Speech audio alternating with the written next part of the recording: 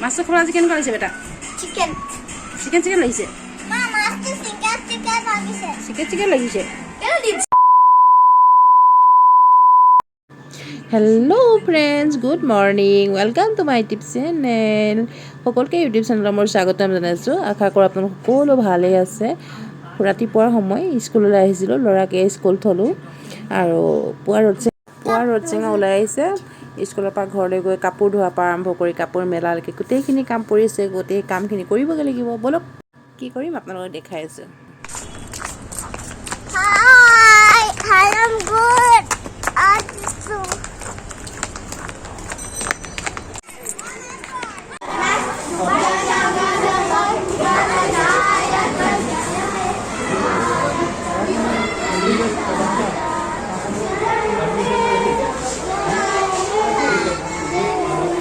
স্কুলৰ পৰা বেক হৈ আহি মই ঘৰত কি কৰিলোঁ চাওঁ আহক দুপৰীয়াৰ ভাত ৰান্ধিবৰ কাৰণে মই মাছ ল'লোঁ হাজবেণ্ডে মাছ লৈছে এটা প্ৰকাণ্ড ডাঙৰ মাছ আমি 4টা ফেমিলিয়ে ভাগ কৰি ল'লোঁ এটা আছিল grass cup local grass cup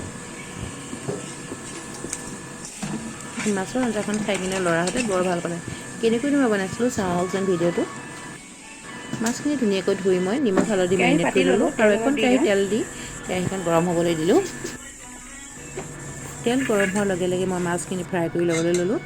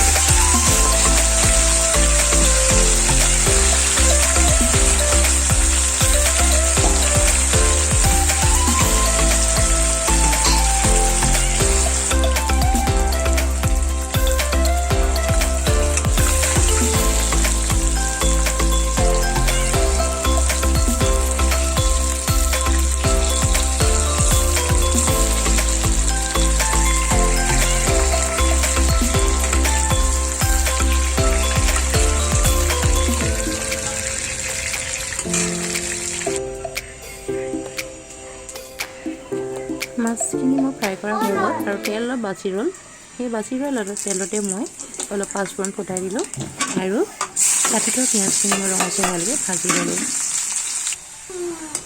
ইয়াৰ পাছত মই অলপমান আদা ৰচুনৰ পেষ্ট দিলোঁ আগতীয়াকৈ মই মিক্সিত পেষ্ট কৰি থৈছিলোঁ এইখিনি মই ফ্ৰিজত অলৰেডি কৰি ৰাখোঁ তাৰপিছত মই পকা বিলাহী কাটি ৰাখিছোঁ আৰু সেইখিনি এড কৰিলোঁ প্ৰয়োজন অনুসৰি মই নিমখ আৰু হালধি এড কৰিলোঁ অকণমান ৰেচিপি পাউডাৰ দিলোঁ ভিডিঅ' কৰিবলৈ নহ'ল চৰি এটা কথা কিন্তু আপোনালোকে ভিডিঅ'টো স্কিপ নকৰিব সম্পূৰ্ণকৈ চাই যাওক দেই ময়ো গৈ আছোঁ আপোনালোকৰ লগে লগে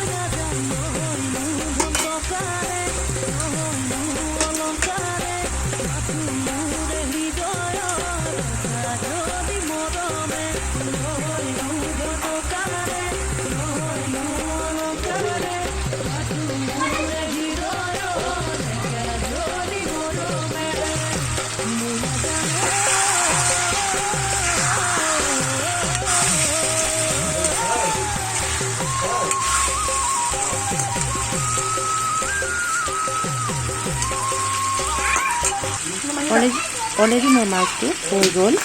ৰেচিপিটো কেনেকুৱা লাগিলে বাৰু আপোনালোকৰ? ল'ৰাই কিন্তু খাই খুব ভাল পালে। মাছ নহয় যেন মাংসৰ দৰে লাগি ৰন্ধাবলৈ। বেটাই কি কৈছে শুনাচোন। মাছটো খোৱা আজি কেনেকুৱা লাগিছে বেটা? চিকেন চিকেন লাগিছে? মা মাছটো চিকেন লাগিছে চিকেন লাগিছে?